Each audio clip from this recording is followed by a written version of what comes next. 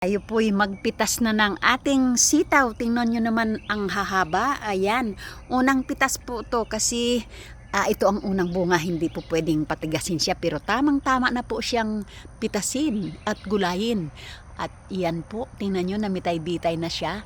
Konti lang po ang tinanim ko ngayon kasi po noong nakaraan taon, ang dami kong tinanim na sitaw.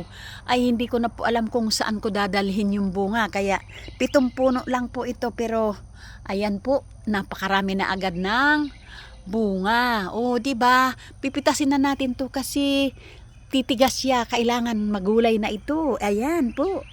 Ayan po ang napitas nating gulay ngayon at tingnan nyo naman yung sitaw ko na pagkalusog-lusog. O, ayan, kompleto ricados na po tayo. Tingnan mo, may bawang na, may sibuyas pa. O, lahat na, kompleto na. Pwede nang magsimula maggulay. Tara na.